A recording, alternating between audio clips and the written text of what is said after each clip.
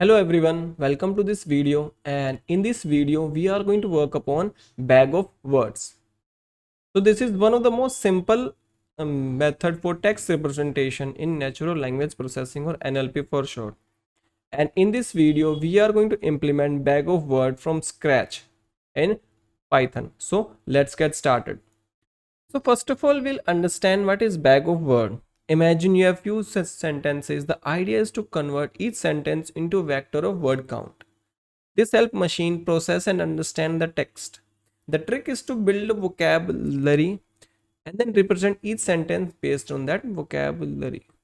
Here we start with the implementation part, and first of all we are going to import the only library which we need for this task, and that is NumPy.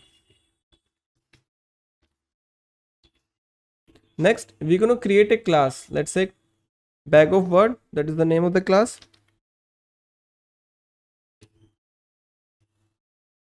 Bag of word or word, it's up to you. Now we're going to initialize a constructor in it.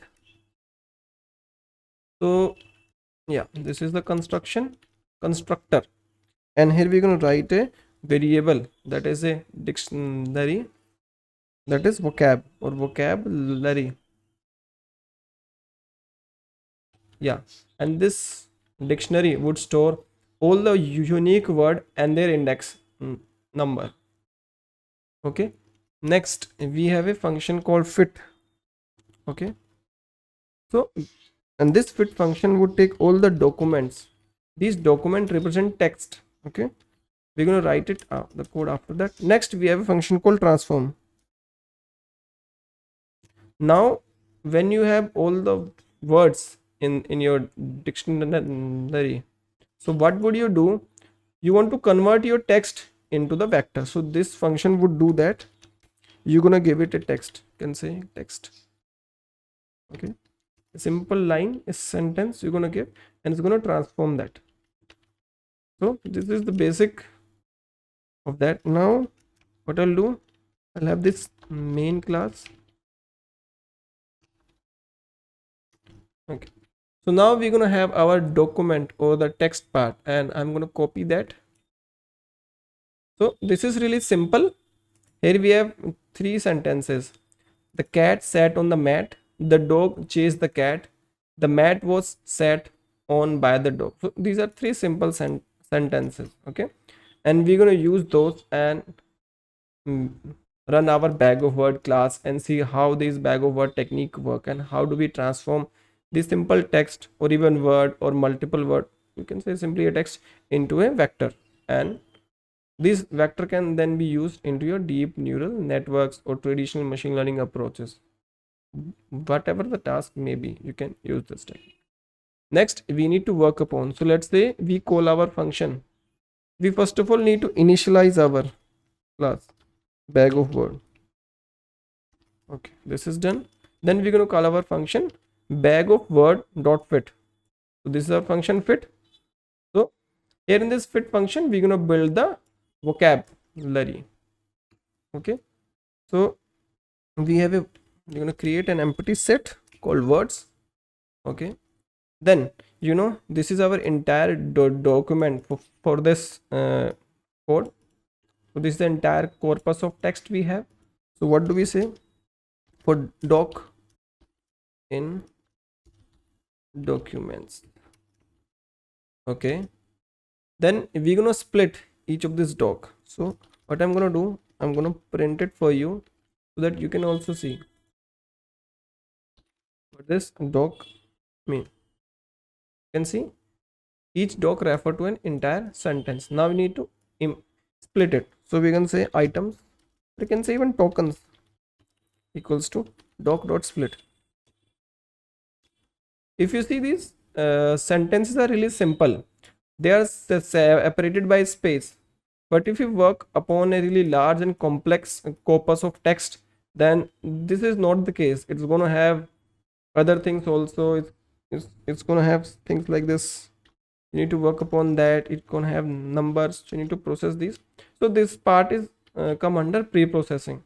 So I assume here we are working on a simple text. Maybe later in future videos we can talk about text pre-processing. and you can implement data that in this case. But now let's assume our text corpus is really simple. Now we have our tokens. So what do we do with the tokens? So we're going to say words, which is our set dot update, and we're going to say tokens. Now everything is in the words, and which is a set. Okay, now we're going to build our, now let's do one thing, print this set. Okay, and let's see what is inside it. You can see it has all the text, all the tokens or the words. Okay, because one of the property of set is that it only contain unique item, it does not contain duplicate item. Let's see if there's any duplicate word. No, there is no duplicate word which I can see in it. Now we're going to build the vocabulary. So we're going to say for index number, and the you can say token of word in enumerate, and here we're going to use words which contain all our words.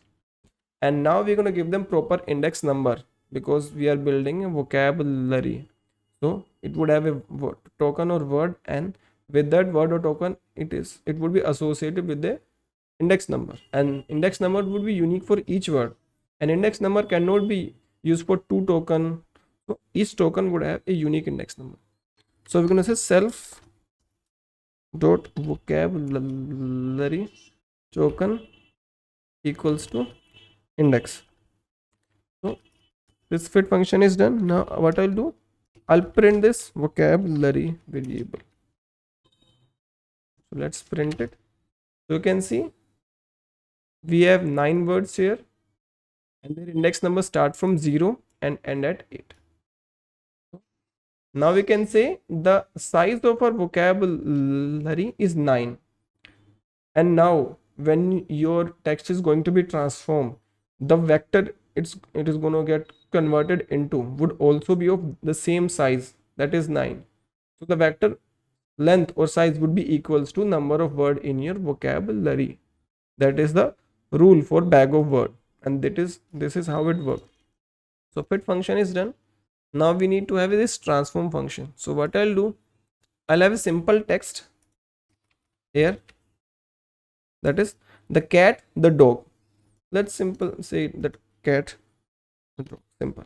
So no tokens or words are repeated. Then we'll see if we repeat the token what happens, and we have this function transform text. So what I'll do, we'll work on this transform function. So first of all, we have our vector, and we're going to initialize it with zeros,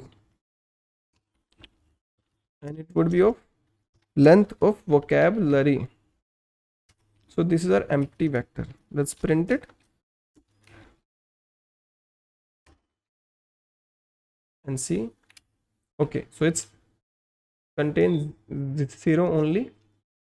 So here if you see, each index number basically represent the word. So let's say if the is at the 0 index number, and if the is there in our text, so it would become 1. If the appear 2 times, it would become 2. So basically this vector would contain word count or the frequency of the occurrence of specific word, and it's going to increment accordingly. And if any value is 0, this means that that word does not appear in your text which you want to transform. This is how it works. So I'm going to say for word in text dot split. So we use this split function as tokenizer to convert it token.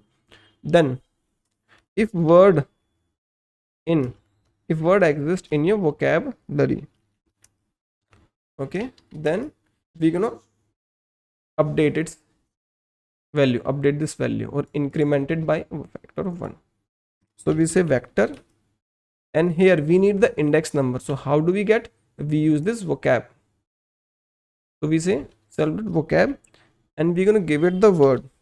So if we give it the word, it's going to give the index number.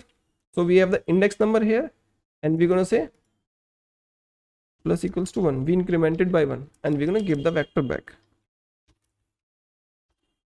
So this is how it works.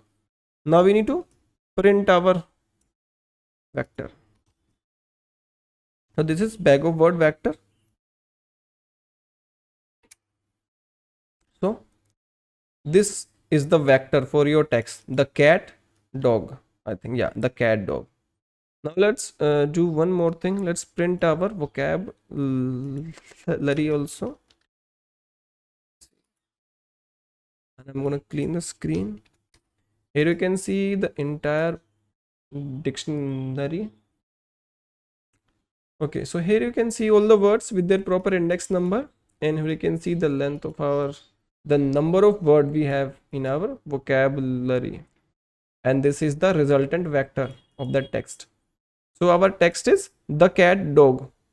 Now see the indexes. So the is at the 0th position, is incremented by 1, so 0 became 1. The cat it has 4, so 0 1 2 3 4, it became 1, and then dog same way. So if I repeat the cat the dog, what would happen? See, the is incremented 2 times, the cat the dog, you can see the cat. Okay, one mistake. See, the vocabulary is shuffled now. So there's a mistake, and this mistake can be improved by sorting, because if this thing occur that this vocabulary started sorting like this, randomly shuffling like this, it would not work. So what I'll do, now it is sorted in a proper sequence and it won't change. Let me again do this. So this is one of the mistakes which we have got. Now you can see they would remain in a proper sequence. So this is how it would work. Let's say if there is a word which is not in vocab, what would happen? The cat and dog. So and is not in the vocab. So what will do? If this word is not in the vocab, it is not represented here. So it would not cause any error. It would only look for only those words which are in the vocab. Here you see, if word is in vocab, self.vocab, and it's going to work. But if that word is not in vocab, it's not going to do anything. So this is a really simple implementation of bag of word in NumPy using Python programming language. I hope now you understand the basic fundamentals of bag of word technique used for natural language processing for converting your text into a vector. Now if you see, you can use this vector in your work, in your deep neural network or machine learning model, but you cannot use this text, the cat and the dog. It won't work. It would always give you error. So this is how your bag of word would work. Now we have worked upon this bag of word, but there are some disadvantages. So see, while bag of word is great for understanding basic text, it is one of the most basic technique we have known. But the problems it has, it ignore word order. So if you see, our word order is our word order is the cat and the dog. But here in this vector, it does not follow that order. If you see, the second word is cat and our first word is the, so it does not follow that sequence.